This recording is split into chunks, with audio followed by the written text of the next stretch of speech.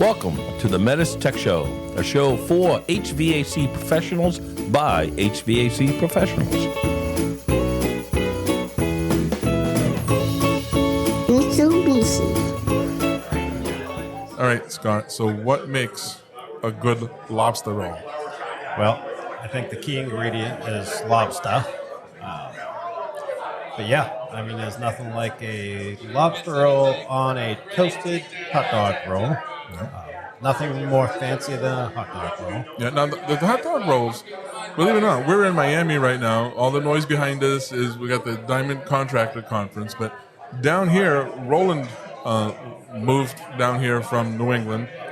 He can't get the lobster roll. The hot dog roll that we get up there. His hot dog rolls are like baked on both sides. They're not like sliced and fall apart.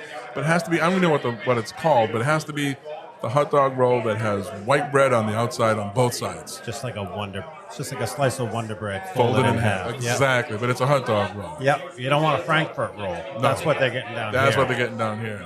Okay, so you butter that. Yeah, you got to put some butter on it and toast it.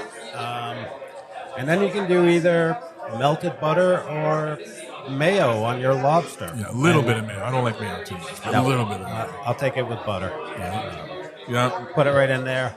Little piece of lettuce. Sometimes I've seen people do it. Yep. But the key is, it's going to be so much lobster on there that you can't pick it all up without it falling apart. So you're going to eat the lobster first a little bit, and you save the last couple of bites. You got the bread in there. It's delicious. Well, and then the other big thing is, what kind of meat is it? Is there any tail meat in there? Is it just the claw, or is it the knuckle? Because, it can't just all be claw meat. You got to have you got to have a mixture of everything. You do, a little bit of everything. Yeah. All right, what about hot or cold? Because I believe Maine is hot. Yes. Connecticut lobster roll is cold. I don't know about the cold. I'd have to have, to me, the hot lobster roll would be the way to go. I'm good either way. If I have my choice, it's going to be warm. Yeah. But yeah, I'm not going to walk away from a cold lobster roll. Yeah, I prefer warm too, but I'm not going to turn away lobster. Forget this. It's too cold. I'm not eating this. No, that's not true. I'm eating it. I mean, what I don't understand is, if you're going to have a hot dog, you never have just one hot dog. You have a couple of them on a plate. Yeah. Lobster roll's the same size. I want a couple of them. Yeah. Yeah. All right. So you're up in Maine. Yeah. Now, I know down in the Boston area, we got this food truck going around all summer called Cousins of Maine Lobster, and they Cousins of Maine. Cousins Maine Lobster or something like that. Yeah. But they got a Facebook page that tell you where they're going to be. You show up, you pay $28 for a lobster roll, and you better order online before they get there, because if you wait and get there, they won't have anything left. Yeah. So you're up in Maine, and you're what town are you in again? I'm in Freeport. Freeport, that's what I thought, Yeah. but I didn't want to say it and sound like an idiot. I'd rather just have people think I'm an idiot than to prove I'm right. Right, exactly. Now, Keep so them guessing. Where do you go locally for what you consider to be the best lobster roll? I like to get on the boat, cruise out down the Royal River, out into Casco Bay, cruise up around the corner into Middle Bay, and we go to Judy's General Store at Paul's Marina. And they make a great lobster roll. Is that still in Freeport? That's up in Brunswick. You can actually drive to it, but it's better to go by boat. Yeah. Especially if you came up, I'd bring you there by boat, and you would think well, you have to go by boat. Okay, don't we have some training events that we have to put on for you up there? Yes, I we think do. so, I think yeah. Well, if we don't, we're going to make schedule sure we do something. We schedule something. That's absolutely. Well, I don't want to wait till boating season.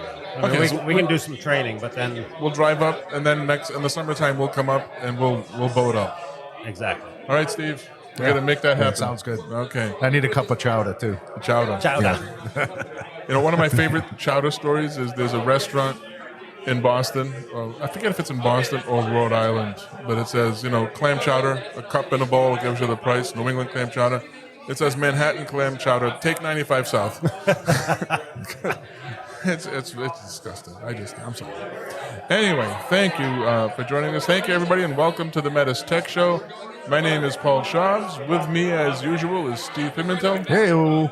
And today, joining us is Scott Libby. Scott Libby is the owner, president, CEO, and an important potentate of Royal River Heat Pumps in Freeport, Maine. Scott, welcome. Well, Tell us a little bit about yourself, your company, what you do. thank you very much. Great to be here. I started in '85 in HVAC, and it took me, about 25, probably close to 30 years before I realized I'm a terrible employee. I think all of my bosses knew it, but it took me that long to realize, I just need to be self-employed. So I quit my job, got home that afternoon. My wife was just kind of in the kitchen and says, "How was work today?" Yeah, that classic. Oh, yeah. Oh, yeah, it could have been better. I quit. She's like, "Great, what are you going to do?" And I said, "I'm going to start a heat pump business." So we just celebrated 10 years. Wow. Well, she and I celebrated 28 years. Royal River Heat Pumps is 10 years. I'm running a heat pump business in Maine. So the first 25 years of my career, I said that heat pumps don't belong in Maine. They were great down around the Mason-Dixon line and south. Did a good job air conditioning, but not so much for heating. And now there's 56 of us doing nothing but heat pumps in Maine. And it's crazy. We've got a design temp around 0 degrees, depending on where in the state you are.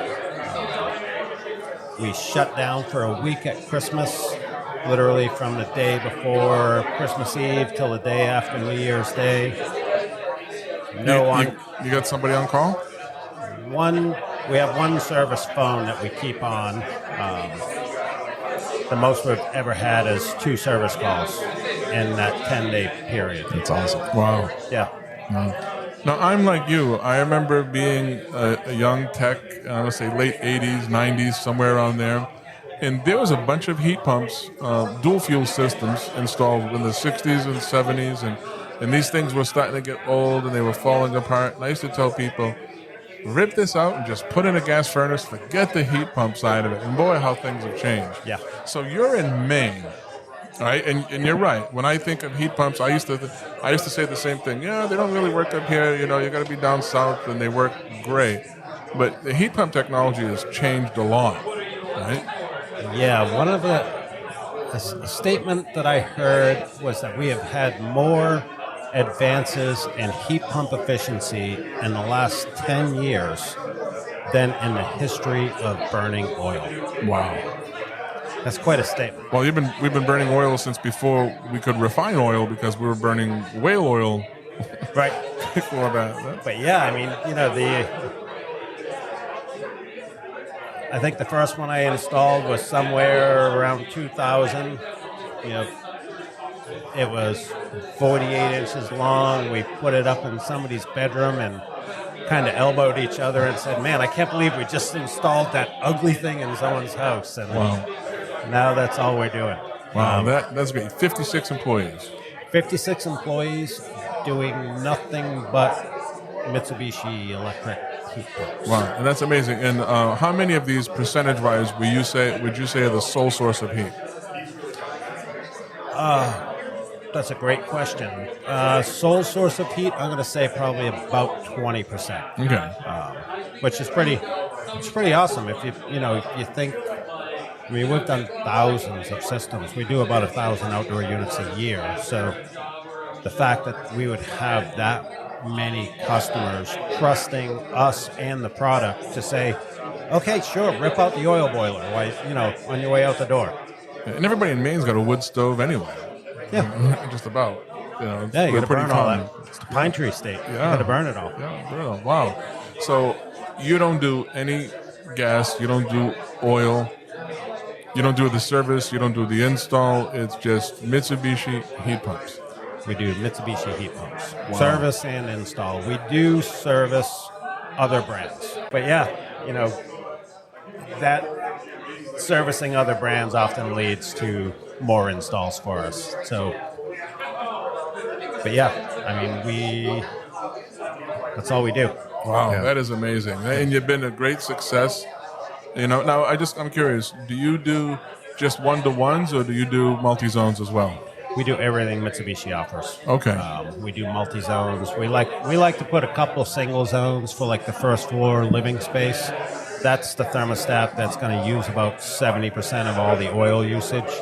So if we can offset 80% of that 70%, there's a huge savings. Oftentimes we'll throw a smaller port-type multi up on the second floor, maybe for the bedrooms and, just mostly air conditioning, because typically people like to sleep in a cooler bedroom, so there's not a real big heat load on those systems. So that works pretty well. Wow. I still think, I remember the first time I heard about you and your business, it must have been 7 or 8, maybe 9 years. I don't even know how long ago it was. That was when we came down and rented the entire training center. Yeah, you brought your whole crew down, which was a lot less than 56. There were 12 of us. 12 of us. Wow. Yeah, the room held 18, but I didn't want anybody else in the room, so I paid for all 18 spots, and all 12 of us came down. Wow, that's amazing. I remember that. It was actually a good time. You got a good group of guys from what I've seen. I was up there. I had an opportunity to go up there. It was either this summer or in the spring. I forget exactly when it was. But you also have a training room up there. We do. I built a 2,400 square foot training room. I would like to see it be the first contractor-owned Mitsubishi certified training room, but I got other things going on right now. Yeah, that's fine. I'm going to edit that out later. Long awkward silence. Yeah. What I found interesting is our CEO Mark Kuntz just attended a sustainable energy roundtable meeting at the House of Representatives, and he mentioned that Maine just exceeded 100,000 heat pumps. Did I say that correctly? Yeah, 100,000, just over 100,000 heat pumps. And last year we had a cold snap. Yep. Right? And temperatures got down pretty low. And up in Bangor, I believe, minus 40. And what I wanted to know from a lot of people was, because I get a lot of contractors in my class from Maine. I'm like, well, how did you fare with that? How did you make out with that weather? And they were like, it's pretty quiet. Yeah. That's amazing. How did you do with that cold snap? I mean, that's why we do them, Steve. It's just they work. Yeah. My house has not burned fossil fuels for about 17 years. It's an 1850s farmhouse. Leaky, drafty, not insulated great. But we've put in enough BTUs into it to meet the BTU load, and I did that before we were even thinking about electrification and getting off fossil fuels. It's just I needed a new heating system, and I change my heating system about every 5 years. And I don't install products in people's houses that I don't have in mind. So, I switched it from oil to propane. I switched it from propane to geothermal. And I've replaced it all with mini splits at this point. Wow. It's all Mitsubishi heat pumps, and that's all we have. Like you said, we have a wood stove that's in the basement. We very rarely use it. Maybe like weekends when I know I'm going to be home Friday night through Monday morning, and I know I can burn it all night long and all weekend long and actually get some use out of the BTUs.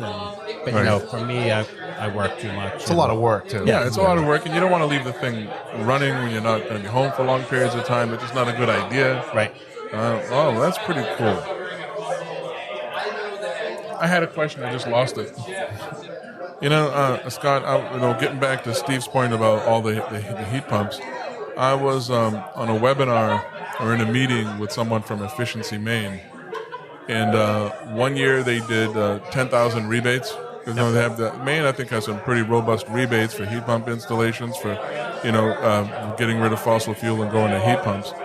And she was telling me they did 10,000, and then COVID hit. And they had forecasted another 10,000, and they were expecting to come in way under. Right. That they actually doubled it that year to 20,000, because people are home, and hey, I need to be comfortable at home. I'm not comfortable. What are we going to do about this? And they would call guys like you. Hopefully you took advantage of some of those. Oh, it was amazing. Rebates. Everybody wanted a heat pump.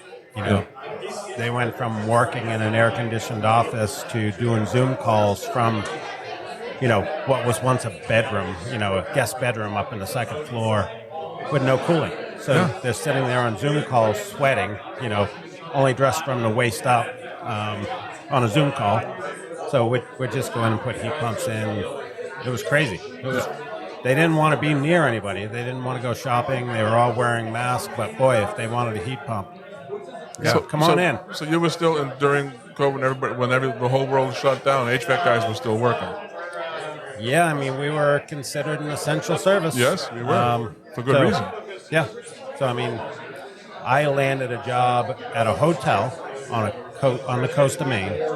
We did 41 single zones. Wow. In a hotel that was shut down because they got the PPP money and they had some grant money and, they were talking about doing it anyway.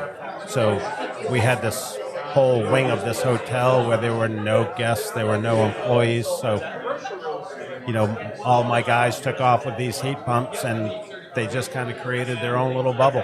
Like, stay out of the crowds, don't catch COVID, because we're all going to die, and we're going to do these heat pumps. Wow, that's great. And getting back to the efficiency, do you guys participate in those rebates? Are you taking advantage of that? We do, yeah. Yeah, we are actually, I just discovered this morning that we are on the top of their list all of a sudden. So they just redid their whole program. Right there, we're listed as number one in the state of Maine. Wow. For number of rebates submitted in the past 4 months. So amazing. That's a pretty good honor. Yeah. It is a good honor. I happen to be on the top of a lot of people's lists. And I shouldn't feel honored, but I do sometimes. Right? Now, correct me if I'm wrong, but I heard a rumor, and the industry was kind of rocked by a component shortage, an equipment shortage after COVID. I heard a rumor that none of that affected you. Yeah, You had plenty of stock. Yeah, we had almost no problem. We were booking, our sweet spot is to be booking 6 to maybe 8 weeks out, from signed contract to installation date. During COVID, much to what you were saying, Paul, we were 5 to almost 6 months out, from when they signed up. So we had a cycle of, they would call in, December. We would go look at their house in May. Wow. Give them a quote. We were there installing in November. Wow. So it was almost a full 1 year cycle. So that was a little crazy. But the thing that it did for us is when we sold a job, we ordered the equipment with the wholesaler. We were the oldest back orders in the system. So when the stuff came in from Mitsubishi to the distributor, they populate the oldest back orders first, which were always ours. So it just worked out. It just, it's really, that's the thing that saved us. We had a couple jobs, but just a handful where we went and installed the indoor units and ran the piping and did the electrical. And when the outdoor unit came in, we went and did that. Yeah. But very, very few. That's awesome. That's great. Yeah. All right. Let's switch gears a little bit. You said you wanted to talk to us about the Diamond Elite Technician program, because we're here, like I think I already mentioned, we're here at the Diamond Contractor Conference. You are a Diamond Contractor. I bet you're a super duper elite. Yeah, there are a couple other adjectives in front of that, but I can't say those either. Oh, okay. So yeah. But yeah, we are an elite diamond contractor, and 2.5 years ago, I brought up this idea of a Diamond Elite technician. So I've been working with Craig Brayan, and there have been a lot of hands in it. You guys know we got invited down to the DSG conference in April 22. Mm-hmm. So that was part of the kickoff of that whole idea. They wanted me to come down and see the whole conference, attend the training. So I have a technical supervisor in-house. His name's Drew. I met Drew. Yeah, he's awesome. I first met him when he was 19, and I took him under my wing and just started feeding him with training and, everything. System design, manual J, right soft, literally everything. and everything I've ever taught him, he just learns. He just absorbs it. He wants to learn. So I was like, I don't want to hold him back. So on a few occasions where we had a DSG have to come to my customer's house, after we left, I'm like, why can't we just do that? We're as smart as that guy is. He just has training that we don't have access to. So, after a lot of, talking back and forth, and this was, again, 2.5 years ago, we've gotten the DSG training. We've had a lot of trainings, not just me and Drew, but I think we had 130 training events in 22. We had one service case, one call to Mitsubishi Tech Support. So that's a great stat that really strokes my ego. We do 1,000 That's an outdoor impressive units, stat, yeah. and we only had to call Mitsubishi Tech Support once. So, I can pat myself on the back and say, yeah, we're really good. But really, what it's done was it's caused us to do a lot of processing in-house. So, when you have a bunch of technicians and they're all on service calls and they're all calling Mitsubishi Tech Support, you don't know. I mean, Steve, you're at a customer and you're calling. You don't even realize Paul's at another customer. He's calling, and he doesn't realize that I'm at another place. I'm calling tech support, and we're all separately working, not really together at that point. This causes all of our service technicians to go through Drew, who is the Diamond Elite technician. So today, Brent Constant was on stage here. He's my boss, for those of you who don't know. Yep. Great guy. Great guy. No, great guy. Yeah, you're always talking very highly of him. I've never said anything bad about him as far as he knows. But yeah, he was on stage today at the Contractor Community Summit and finally publicly unveiled this Diamond Elite Technician program that I've been poking and prodding at for 2.5 years. And they're going to start taking nominations, I think, in January. Right. So if a contractor, if a business is an elite diamond contractor, they'll be able to nominate somebody through their distributor, right? Yes. And see, and this is the part of it that I like, is some people thought it was trying to take the place of the DSG program. What it's done for us is it's actually built a much better relationship between us and the DSG. Because our DSGs, not just the DSGs either, but like, you and Ed Fish, we have Craig Brand. They kind of know that we're not necessarily at the same level, but we're definitely on the same page, and we're working together. So it's actually strengthened our relationship with our DSGs. So it's pretty awesome in that. Yeah. And for those who don't know, Craig Brang is our business unit technical services manager for the Northeast Business Unit. Ed Fish is the area service manager for the Northeast Business Unit.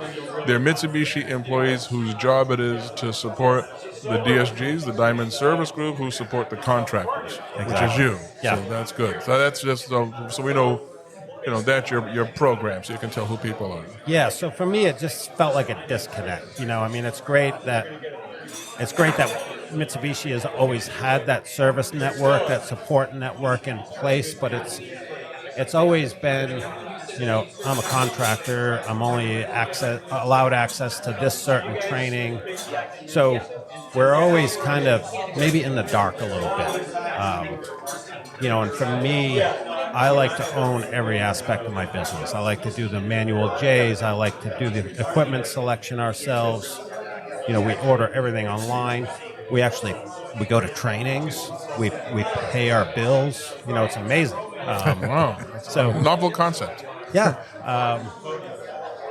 So when I get to a point where like there's something that I can't do just because of like just some training we're not giving access to, I'm like, no, this has got to change. So it's pretty fun doing it this way because now, with my service technicians all funneling stuff through Drew, and it's not always, they're not calling them for every service call, but when they're seeing something unique or maybe something very similar to what they saw yesterday or the day before, they're talking to Drew, weekly meetings.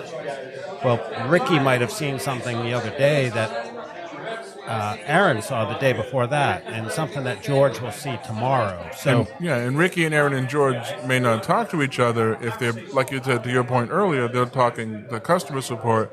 But now Drew is going to see everything, and he may be able to put something together and see a trend and go, hold on a minute, maybe we're doing something we're not supposed to be doing. This may be the third or fourth one with similar things. Let's find out why this is happening. It could be anything, but now at least the one guy is funneling through Drew. He may be able to identify a more widespread issue that now you can address with either training or contacting the DSG and find out, hey, is this something that we should know about? So that's a great idea. It's really upped our game because now, just being considered for this program. I mean, all the vans have the LEV magnets. Yeah. All the vans have inverter checkers. We have maintenance tool. So when we call the DSG, we already have everything we know that he's going to be asking. If we have to call down to Swanee for tech support, hopefully they just oh boy, it's Royal River heat pumps. Don't stop at tier 1 tech support. Escalate them right to the top. Yes, yeah. And that's what they've done too, is they've put our phone numbers in. So when we do call, they know it's us calling. I'm excited. I think it's due for this industry. I mean, they showed a slide today that the DSG program was kicked off in 2003. 20 years ago. 8 members. So 20 years ago. And now it's at 389 people. Yeah. But you think about how many heat pumps were installed 20 years ago versus how many now. It was a fraction. Yeah. So, I mean, we went from 8 people in the DSG program to 389. Yeah. But we've far exceeded that, with the number of heat pumps installed. So, and the technology just keeps getting bigger and better and more difficult. And it's not like the old oil boilers and gas boilers where, you look in, you adjust the air, you look for that little blue tip on the flame. You're never you can't memorize how to troubleshoot, a control board in 8 different models and 10 different capacities. Yeah. I just spoke to a contractor recently, and this was surprising to me. And they said, this guy told me that they've decided that they're only working on certain brands because they can't be an expert in all of them. So, and I'm not going to mention any brand names, but they said, if somebody calls them up and says, we have brand X, I'm sorry, we don't work on brand X. You'll have to call a brand X dealer. Yeah. So, and that's, it used to be, hey, let's take any business that we can get. But now some of these contractors recognize, what? We can't know everything there is to know about every product. Let's pick 1 or 2 or 3 products. Let's pick a unitary product. Let's pick a mini split and a VRF product, and that's our product. So it's interesting.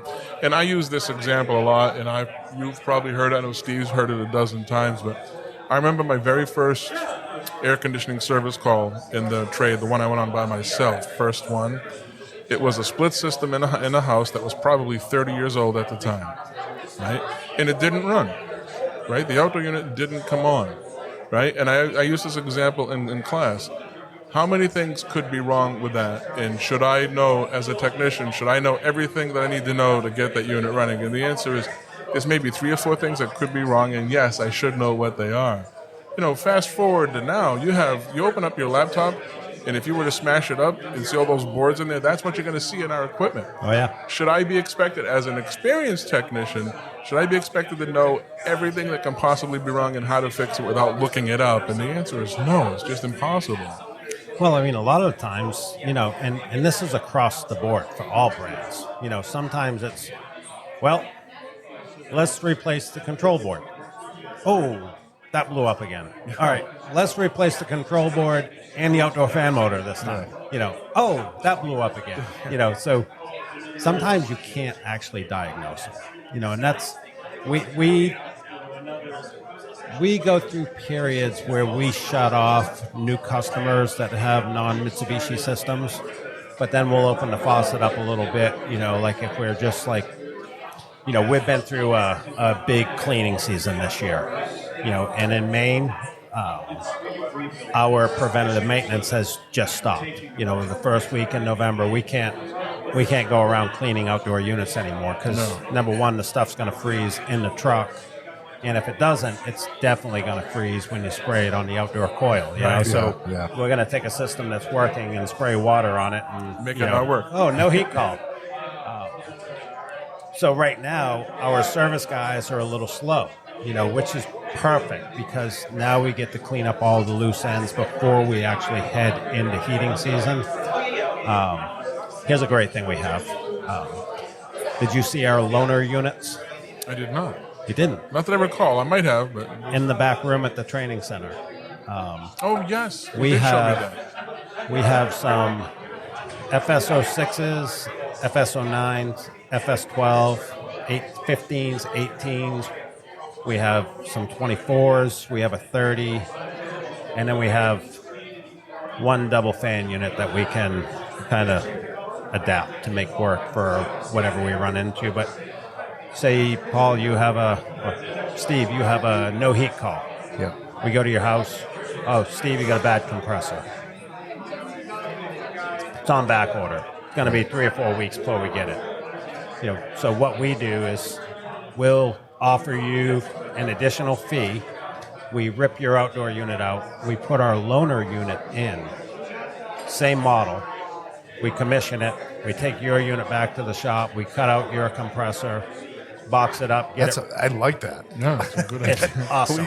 Replacing a compressor back at the shop, rather than out in the grass in the cold, well, and in we the rain, whatever. We do it at our leisure. Yeah, that's what we used to do. You have heat, so you don't care when I replace your compressor. I love that idea. But that's what we used to do in the old days with the semi-hermetics that needed the valves replaced. Right. You wouldn't do that on the job site. Oh gosh, no. No, you'd bring it back to the shop and you would have somebody do it there. Yeah, you'd have parts all over the place. Yeah. Yep.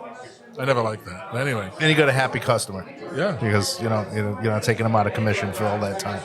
Yeah, so we take those units, we'll throw it in for a loaner, get your unit fixed back up. We schedule it at a time that works for our schedule and your schedule.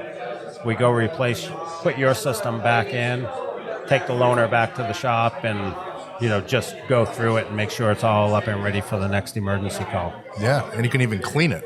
That's Yeah. you could. Yeah. So that's what we're doing right now. Cleaning season has just ended. The service techs aren't really busy, so they're freshening up some of our loaner units, which we actually, we use for training.